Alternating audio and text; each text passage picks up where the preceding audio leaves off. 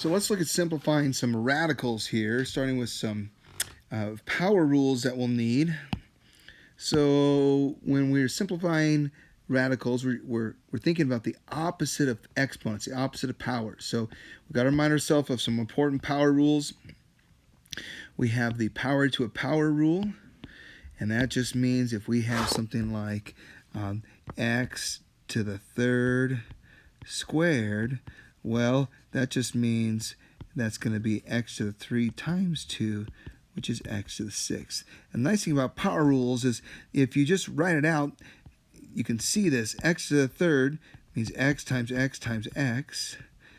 And let's just fix that up. Okay, and we're going to square that. So we're going to multiply that by another x by x by x. And what does that mean? It just means we got two groups of 3. So 2 groups of 3 is 6, x to the 6th. Okay, and if we have a product to a power, well, that just means we have like ab to the third power. Well, that really just means ab times ab times ab.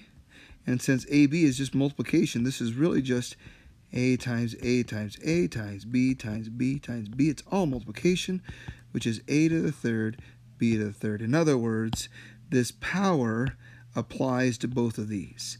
Okay, so ab to the m is a to the m, b to the m. Okay, so keep that in mind. So when we're simplifying these radicals, here's what we're going to do.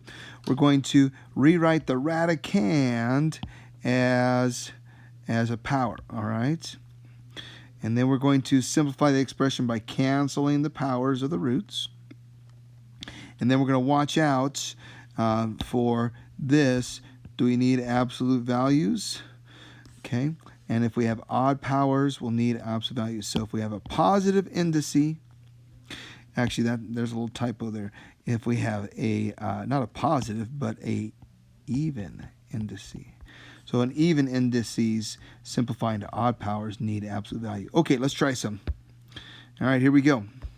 So we have a fourth power here.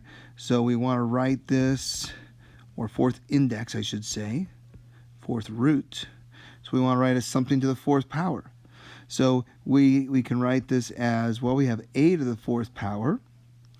And we say, well, what number to the fourth power is 16? That's 2 to the fourth. Okay, so these two things are equivalent. All right, so that is the same as that. All right, and so these powers cancel each other out, and that leaves us with 2a.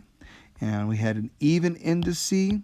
So since we started with an even indice and we have an odd, there's like an invisible 1 there, then we'll need to write that as an absolute value. Okay.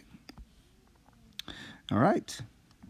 Now we're going to take this one here. We've got a fifth root.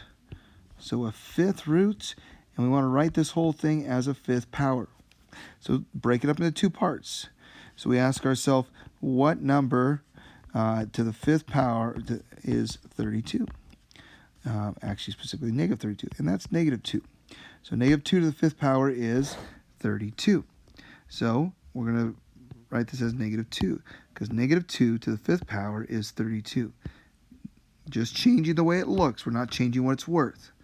And x to the fifth here, well, we're going to write that as x to the first if you want.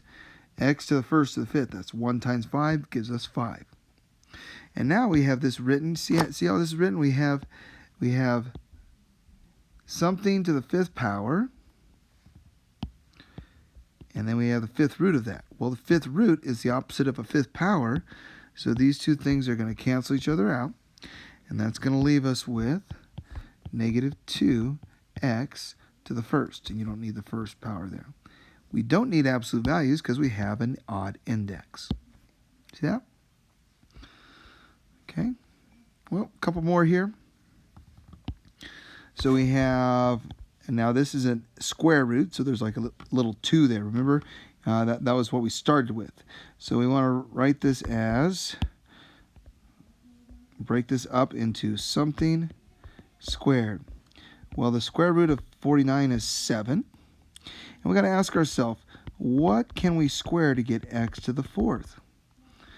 And what goes in here? Well, If we have x squared squared, we have our rule where 2 times 2 is 4. So 2 times 2 is 4, so x squared is what goes inside the box, inside the parentheses. Because x squared squared is x to the 4th.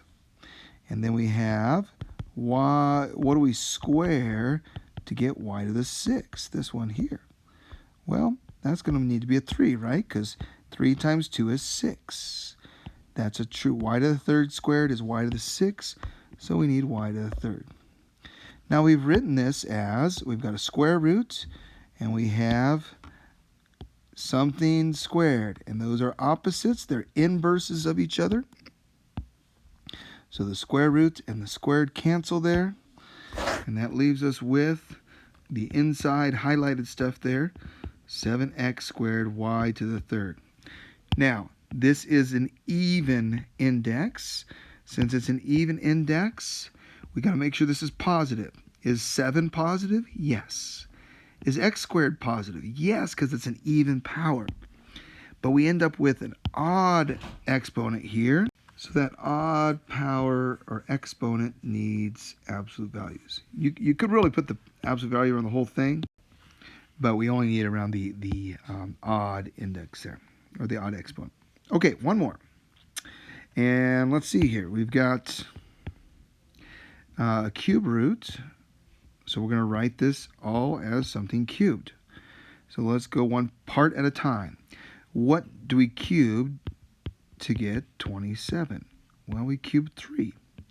So we're going to change this 27 to a 3 there. How about a to the 3rd power? Well, what do we cube to get a to the 3rd power? That one's pretty straightforward.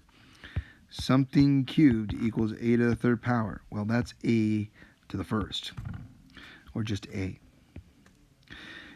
All right, what do we cube to get b to the 12th? Well, we need this to be a 4, because 4 times 3 is 12. Now, do you notice a pattern yet? Hopefully you're noticing a pattern. You say, wait a minute. That 4 is just 12 divided by 3. That 1 is just this 3 divided by 3. So 12 divided by 3 gives us 4. 3 divided by 3 gives us 1. That's where these powers are coming from. Okay, so all that's really happening is that we're dividing. And that's going to be real important here soon. So that is canceling out with that one. The index with the power, because they're inverse operations, leaving us with 3, a to the 1st, b to the 4th. Since this is an odd index, we don't have to worry about absolute values. So when you're odd index, when you have an odd index, you don't need absolute values. Don't even worry about it. When you have an even index, then we need to check and make sure it's absolute, and we have absolute values around the odd power. Unless the instructions tell us not to worry about that and tell us it's positive, don't worry about it. All right, there you go. Hope that helps.